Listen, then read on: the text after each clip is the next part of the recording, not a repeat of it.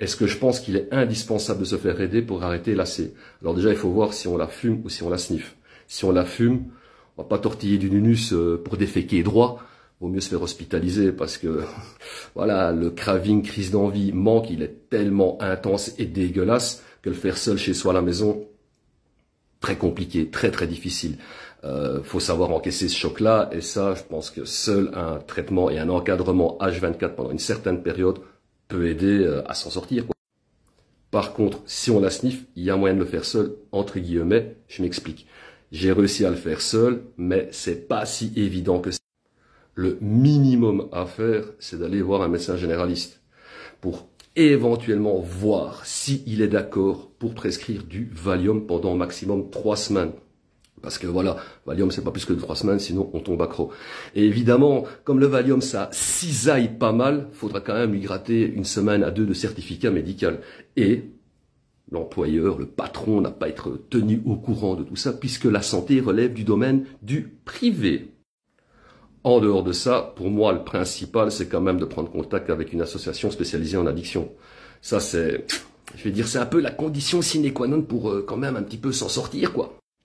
Parce que ça va permettre de faire une thérapie, je vais dire, de base, parce que forcément, il y a toujours une raison sous-jacente qui pousse à se réfugier là-dedans. Donc, comprendre ce qui nous a poussé à se réfugier là-dedans, c'est important, très très important. Ça permet, ben oui, d'exorciser les démons du passé, les fameux. Après, l'autre avantage aussi, bien sûr, c'est d'apprendre à gérer le craving et surtout apprendre à gérer ses émotions parce que justement, le craving, crise d'envie, manque via les émotions. Donc, si on est trop émotionné, c'est pas bon. Si on n'est pas assez émotionné, je vais le dire comme ça, c'est pas bon non plus. Et donc, ça va pousser à vouloir consommer, quoi. Après, bien sûr, faut se préparer quand même aux signes de sevrage qu'on va se prendre de plein fouet dans la tronche. Et en général, ça dure 8 à 10 semaines, les signes de sevrage à l'AC.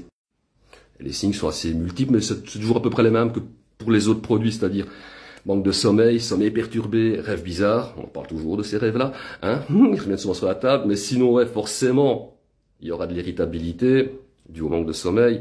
Il y aura un fort sentiment de dépression, un peu d'anxiété, etc., etc. Mais bon, voilà, quand on est dans ce genre de phase-là, dans ce genre de démarche-là, qu'on le fait seul, il faut toujours se dire, à un moment donné, quand on se sent mal, que ça va passer, que ça ne perdure pas, quoi.